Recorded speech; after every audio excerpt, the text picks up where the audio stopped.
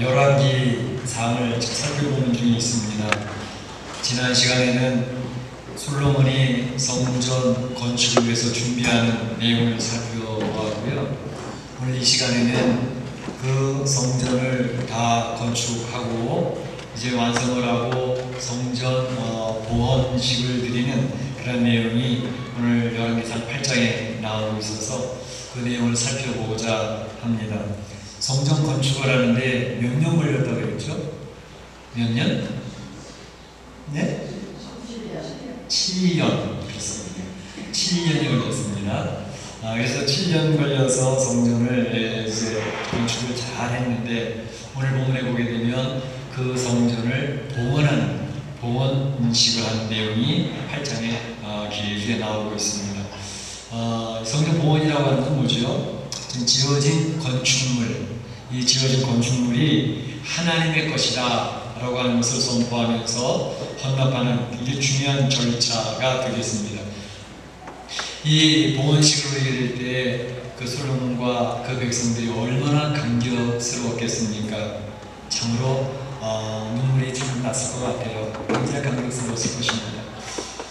우리 멕시코한 장로교회가 성전 건축 기공 예배를 언제 드렸는지 혹시 아시는 분 계시나요? 우리 멕시코한 장로교회 성전 건축 기공 예배, 건축 기공 예배는 시작 예배를 얘기하죠. 1999년 10월 17일 이 예배를 드리게 되었습니다. 제가 그 2001년도에 LA에 있다가 잠깐 여기 멕시코 한인교회에 왔었습니다. 그때 아메코 선교회 창립 예배가 있어서 우리 친구 목사와 함께 와서 저쪽에 있는 2층인가 3층에 있던 교회에서 예배를 드리고 그리고 이제 과노와토 158 성전 건축하는 현장에 직접 와서 봤었습니다. 그때 1층 골격이 세워져 있고 2층에 올라가고 있는 그런 때 그 상황을 보면서 교회당을 잘 짓고 있구나 하는 걸 보고 갔던 적이 있습니다. 그리고 나서 이제 성전 기본 예배를 드린 후 3년 정도 되었을 때 성전 이제 봉헌 예배를 드리게 되는데 그때가 언제냐면 2002년 12월 1일 주일이었습니다. 참으로 굉장히 감격스러웠을 것 같아요. 우리 교회에서 제일 오래되신 분이 송영신 원사님이십니다. 우리 송영 원사님 우리 교회 제일 오랫동안 처음부터 계셨던 그분이 지금 우리 교회 자리를 딱 지키고 계시고 지금 구하나 이제 꾸에르나바카 한 2시간 가까이 되는 곳에서 주일마다 왔다 갔다 하시면서 지금 축사하고 계시는데 건강에 이제 혈압이나 당뇨나 이런 것들이 좋지 않아가지고 굉장히 연명에 대해서 저도 새벽마다 기도를 하고 있습니다. 건강을 주시고 이제 우리 교회의 역사의 증인이기 때문에 위해서 늘 기도해 주시면 좋겠습니다. 뿐만 아니라 그때 건축 봉헌 예배를 드릴 때에 참여했던 분이 지금 여기에 다수의 성도님들이 앉아 계시고 그때 아마도 그 예배를 드리면서 굉장히 감격스러웠을 것이라는 사실을 미루어 짐작할 수가 있습니다. 그런 감격스러운 예배를 우리가 기록하면서 이제 솔로몬이 성전 봉헌식을 올리는데 굉장히 감격스러운 마음으로 드렸을 것이라는 것을 알 수가 있습니다. 오늘 이 솔로몬과 그 백성들이 하나님 앞에 이제 성전 봉헌식을 올리면서 주시는 그런 그 메시지를 우리가 살펴보면서 은혜를 나누고자 합니다. 이제 성전을 다 건축해서 봉헌을 드리는데 제일 먼저 했던 일은 언약궤, 법궤를 모셔와서 솔로몬 성전 지성소에 안치하는 일이었습니다. 이 일이 시작된 것은 봉헌 예배를 드리는데 그것이 7월 달에 있는 장막절에 맞추어서 봉헌 예배를 드리게 됐던 것을 볼 수가 있습니다. 왜 장막절에 맞추어서 성전 봉헌 예배를 드렸을까 하는 생각해 보게 되면 우리 장막절에 대한 내용은 좀 많이 살펴보지 않았습니까? 장막절이라는 게 뭐죠? 광야에서 생활하던 때 텐트를 치고 생활하던 그때를 기념을 하면서 이제 장막절이 되어지면 7월 15일부터 20일까지 일주일간 이 장막절을 지키게 되는데 그때는 집 앞마당에다가 텐트를 치고 이제 그 그동안 1년 동안 농사했던 것을 거두고 열매를 거두어서 이제 창고에 거둬들이는 그런 것을 통해서 당을 지키죠. 그렇기 때문에 수장절이라고 하는 이름으로 별명이 붙여져 있기도 합니다. 그래서 수장절에 대한 그 영적인 의미, 신학적인 의미도 제가 여러 번 설명을 드렸죠. 그래서 이 장막절을 드리면서 그 성도들, 그 백성들이 기뻐하는 것은 정말로 기쁨의 절입니다. 열매를 일단 거두니까 기쁘잖아요. 그 창고에다 저장을 하면서 참 기쁜 마음이 있고, 특별히 이 장막절을 지키면서 이제 휴식과 또 안식을 기대하는 그런 절기가 장막절이 되겠습니다.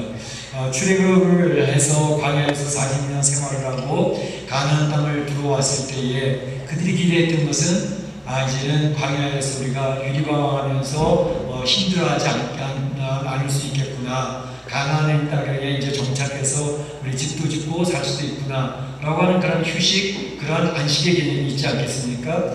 바로 그런 안식을 기다리면서 이 장막절을 지키게 되는데, 이 솔로몬의 성전 봉헌식이 바로 이 장막절에 맞춰서 드려졌다는 것입니다. 특별히 언약궤를 모셔오면서도 더욱더 그들은 마음에 큰 감동이 있었을 것 같아요. 이 언약궤만 하더라도 얼마나 자주 옮겨다니면서 어려웠는지 모릅니다. 광야에서 모세를 통해서 이제 시내산에서 주셨던 설교의 내용대로 법궤 언약궤를 잘 만들어서 성막 안에, 지성소 안에 보관하고, 그리고 절기마다 이제 지켰던 그러한 것을, 그런 언약궤가 가나안 땅에 들어와서도 참으로 제대로 자리를 잡지 못해서 이리저리 옮겨다니는 그런 역사들이 많이 있었던 것이죠. 가나안 땅에 들어왔을 때 언약궤는 제일 먼저 실로라고 하는 곳에 이제 안치가 되어지게 됐습니다. 그런데 실로에 안치되어져 있다가 이 가나안 땅에서 이스라엘 백성 기한을 힘들었던 것은 블레셋과의 전쟁이 자주 있었습니다. 원주민이었던 블레셋이 이스라엘 백성들을 공격을 자주 했기 때문에 블레셋과의 싸움을 자주 했는데, 한 번은 이제 블레셋과의 전쟁을 하게 될 때, 우리가 언약궤를 가지고 나가자. 언약궤는 하나님이 함께 하신다고 하는 편대에 이 언약궤를 가지고 나와서 전쟁터에 나가면 우리가 승리할 수 있지 않겠느냐. 그래서 언약궤 이 법궤를 가지고 전쟁터에 나갔다가 그만 블레셋 앞에 대패를 하면서 언약궤, 법궤를 블레셋 사람들에게 빼앗기게 되어졌죠. 그래서 이 법궤를 잃어버리는 시간이 있었습니다. 그런데 이 법궤를 가져왔던 블레셋 사람들은 처음에 우리가 너희의 신 여호와를 이기지 않았느냐 하면서 자기네들의 신당에다가 법궤를 안치를 해놨죠. 그런데 이게 웬일입니까? 법궤를 모시는 그들의 신당에서 그들의 신이 자꾸 무너져 넘어지는 거예요. 다곤 신당이 넘어져서 팔다리가 부러지고 넘어지고 하니까 블레셋 다섯 부족이 서로 미루면서 너네가 모셔.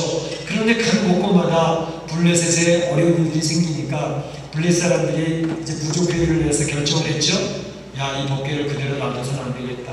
우리가 다시 돌려보내자. 그래서 베세메스의 소들을 취해서 보내는 그 내용이 잘 나오지 않았습니까? 그래서 베세메스로 옮겨와서 바로 그곳에서 다시 이 법궤가 안치가 되어지게 됐는데, 그때 기럇 여아림이라고 하는 곳에서 20년간 법궤가 이제 머물러 있게 됩니다. 그래서 기럇 여아림에서 20년간 머물러 있다가 다윗이 왕위에 올랐을 때 다윗은 늘 마음에 이 법궤가 이렇게 이제 버려진 채 있다고 하는 것이 안 되겠다. 이 법궤를 다윗성으로 모셔와야 되겠다. 그래서 다윗성으로 모셔오려고 그가 사람들을 동원해서 모셔오지 않습니까? 그런데 모셔올 때 어떤 일이 벌어졌죠? 그만 당시 이제 율법의 내용들을 하지 아니하고 수레에 법궤를 모시고 오다가 그 수레에서 바로 소들이 띄우는 가운데에서 그것이 움직이니까 그 일로 인해서 사람이 많이 죽게 되어지는 그런 역사 있지 않았습니까? 그 일을 통해서 이제 다윗이 다윗성으로 바로 모셔오지 못하고 오벳에돔이라고 하는 곳에 석 달 동안 머물러 있게 됩니다. 그런데 희한한 것은 오벳에돔의 집에 법궤가 머물러 있을 동안에 오벳에돔의 집은 엄청난 축복을 받습니다. 그 일을 보면서 다윗이 이제 하나님의 진노가 풀려졌나 보다. 다시 모시고 오자. 그래서 다시 모시고 올 때에는 율법의 방법대로 제사장들이 그 교회를 메고 그리고 다윗성으로 이제 모시고 와서 다윗성에 또 안치가 되게 되어집니다. 그래서 다윗 장막에 있다가 이제는 솔로몬 성전이 건축이 되면서 봉헌하게 될 때에 제일 먼저 이 언약궤를 솔로몬 성전 지성소에 모셔야 되겠다, 앉혀야 되겠다 해서 모시게 오게 되는 그런 내용이 있게 되는 거죠. 그래서 유리 방황하던 언약궤가 비로소 솔로몬 성전 지성소에 제자리를 잡게 되어지는 내용이 이제 이 8장 처음에 나오고 있는 것이죠. 근데 이 언약궤 안에는 무엇이 있다고 했죠? 우리가 주로 공부한 대로 언약궤에는 무엇이 있어요? 히브리서 9장 4절을 보게 되면 그 언약궤 안에는 만나를 담은 금 항아리가 있고 또 아론의 쌍난 지팡이가 있고 또 안에 두 돌판이 있었으니 이렇게 되어져 있습니다. 그러니까 그 언약궤 법궤 안에는 바로 만나를 담은 금 항아리가 있었고 그리고 또 아론의 쌍난 지팡이 그리고 모세가 받았던 시내산의 두 돌판 그것이 그 안에 있었던 것이죠. 그런데 오늘 본문에 보게 되면 특이한 기록이 있습니다. 8장 9절에 뭐라고 기록되어 있습니까? 그 언약궤 안에는 뭐가 있어요? 두 돌판만 있었다고 했습니다. 두 돌판 외에 아무것도 없으니 어찌된 일이죠? 만나를 담은 금 항아리가 없어졌어요. 아론의 쌍난 지팡이도 발견할 수가 없어요. 웬일일까? 여러 학설들이 있는데요. 가장 정통적인 학설은 바로 그 안에 있던 이 두 가지 만나를 담은 금 항아리와 아론의 쌍난 지팡이는 그 블레셋의 그 언약 법궤를 빼앗겼을 때 거기서 분실하였을 것이라고 하는 것이 성경학자들의 일반적인 이제 내용입니다. 그래서 그 언약궤 안에는 지금은 이제 두 돌판만 남아있는 그런 상태였다라는 것을 기록할 수가 있습니다. 그런데 이 하나님의 임재의 상징인 이 언약궤가 또 기록해야 될 것은 이제 마태복음에 나와 있는 예수님이 십자가에 달려 돌아가시게 될 때에 나타났던 특징들이 있었죠. 그 중에 하나가 뭐냐면 성막 안에 있는 성소 휘장이 위로부터 아래까지 쫙 찢어져서 이제는 지성소가 가려져 있는 게 아니라 성소 안에서 지성소를 들여다볼 수 있는 그런 상태가 되어졌다는 거 아닙니까? 바로 이것은 이 휘장은 예수 그리스도의 몸을 상징한다고 해서 예수님이 십자가에서 그 몸이 찢겨져서 죽으심으로 말미암아 이제는 지성소 안에 직접 들어갈 수 있는 길이 열렸다라고 성경은 해석을 하고 있는데 바로 이 휘장이 찢어짐으로 말미암아 성소와 지성소를 가리고 있던 휘장이 찢어져서 그 안에 들어갈 수 있는 그런 상황이 되어졌을 때 그 지성소 안에 있어야 될 법궤, 언약궤 있었을까요? 없었을까요? 예수님 당시에 마태복음에 나와서 그 휘장이 찢어짐으로 지성소를 딱 들여다보는데 그 지성소 안에 항상 언약궤 법궤가 있었거든요. 그런데 그 안에 지금 법궤와 언약궤가 있었을까요? 없었을까요? 무슨 말씀이에요, 목사님? 그것이 충분인데요. 그 안에 법궤, 언약궤는 없었습니다. 무슨 말이죠? 지성소 안에 항상 법궤와 언약궤 있었던 거 아니에요? 그런데 이 법궤와 언약궤는 이미 분실된 지가 오래됐습니다. 그 언약궤 법궤가 분실되어졌다고 하는 학설도 여러 가지 학설이 있는데 가장 정통적인 학설은 바로 이스라엘, 유다 공동체가 무너진 유다라고 하는 나라가 바벨론에게 망하면서 바벨론이 와서 솔로몬 성전을 파괴시키지 않습니까?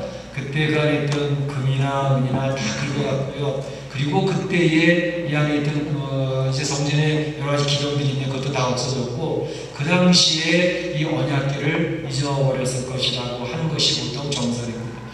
물론 유대인들은 어떤 사람들은 지금 예루살렘 성경 밑에 그것이 숨겨져 있을지도 모르겠다라고 하는 사람도 있고 또 이디오피아에 그것이 가져갔을 것이다, 거기에 보관되어져 있다라는 그런 주장들도 있지만 그러나 바벨론 포로 이후에 그 언약궤는 사라졌다 하는 것입니다.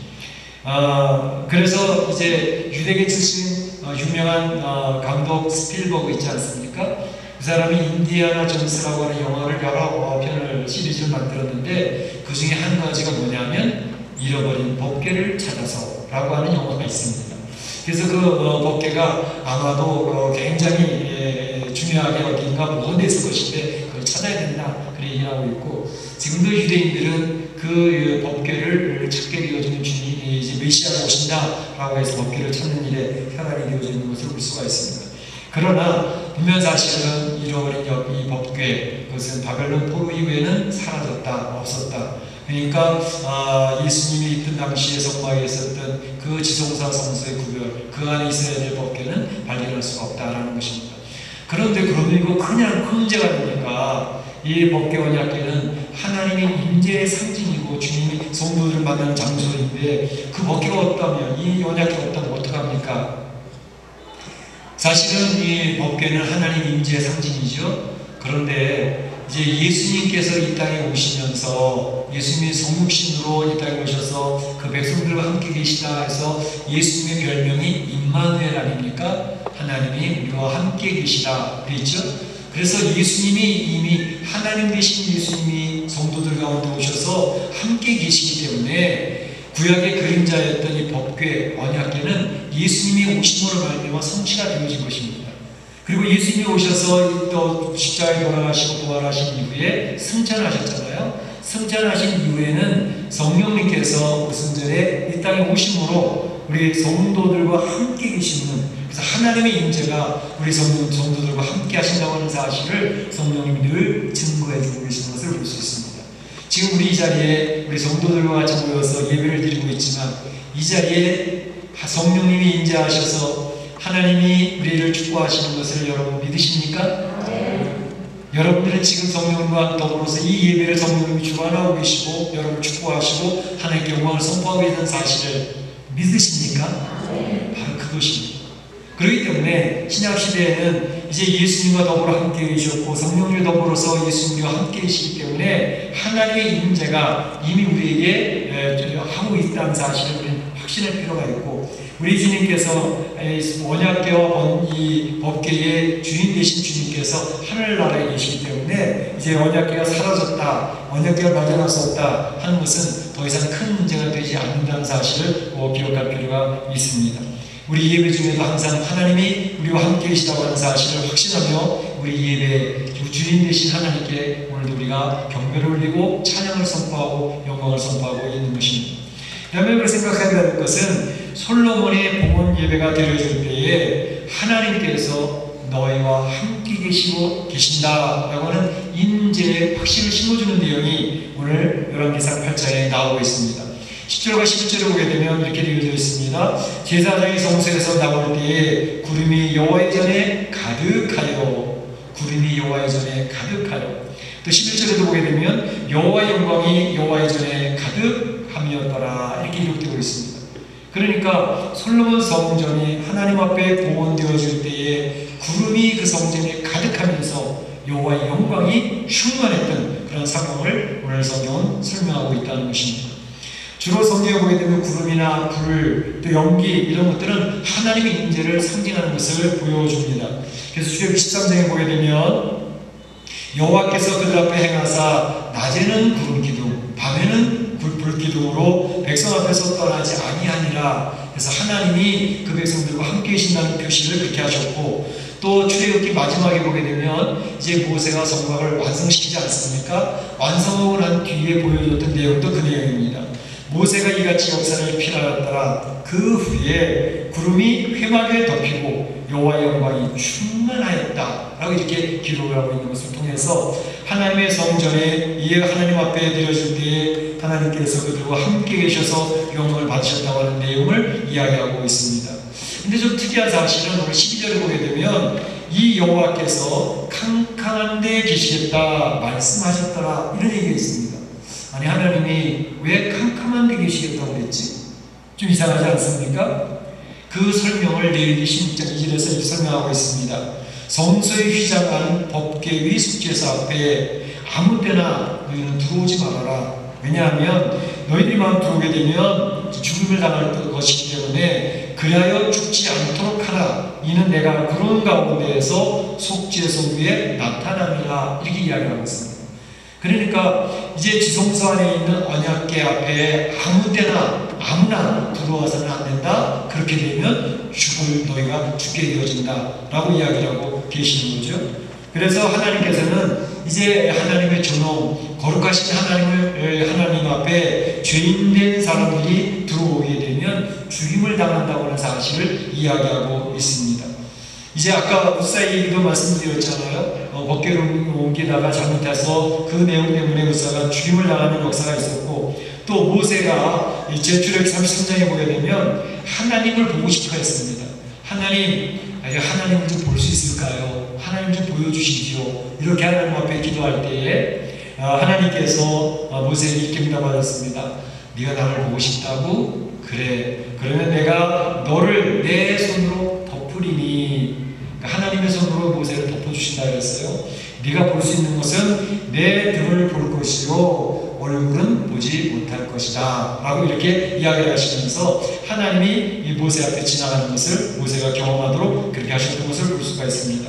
그것은 바로 하나님을 직접 보게 되어지면 하나님은 거룩하신 분이고 우리 인생은 죄 있는 존재이기 때문에 거룩함이 이제 죄인과 맞닥뜨리면 죄의 것이 파괴가 되는 거죠. 죽임을 당하게 되는 것이죠. 그것 때문에 하나님께서는 스스로를 감추셔서 이제 그 죄인들이 하나님을 직접 볼 수 없도록 그렇게 하셨던 것을 볼 수가 있습니다.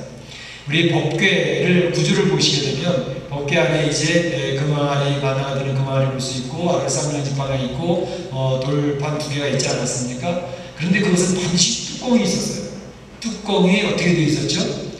법궤 뚜껑이 있는데 그 뚜껑 위에는 그룹, 천사의 모양하는 그룹이 붙어있는 뚜껑으로 되어져 있는데 그 뚜껑을 특별한 말로 붙여주고 있습니다. 그걸 속죄소라 이렇게 부르고 있습니다.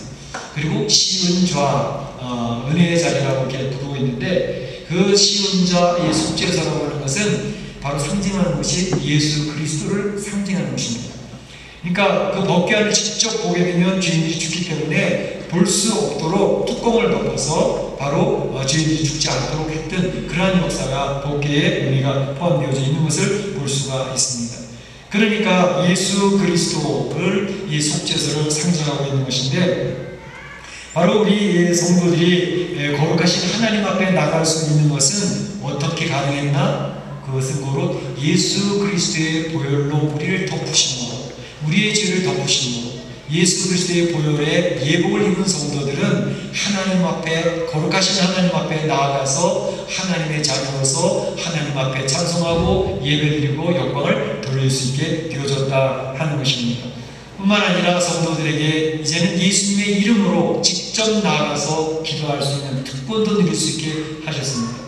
옛날 같으면 제사장이나 대제사장들의 도움을 입어서 그 거룩하신 자리에 나갈 수 있었지만 이제는 예수 그리스도의 보혈에 예복을 입은 성도는 누구나 제사장의 도움이 없이 직접 예수 그리스도의 이름으로 하나님 앞에 나가서 간구할 수 있는 그런 축복을 누리게 되어졌다는 것입니다. 이것은 특혜입니다. 그렇기 때문에 우리 성도들이 이러한 기도할 수 있는 것은 특혜인데 우리 사는 성도들이 하나님 앞에 직접 나가서 기도해서 하나님의 도움을 받고 응답받는 이러한 특권을 활용하실 수 있기를 주님의 이름으로 축복합니다. 축원합니다. 하나님 우리에게 특권을 주셨는데 그것을 활용하지 않는다면 얼마나 손해가 되겠습니까?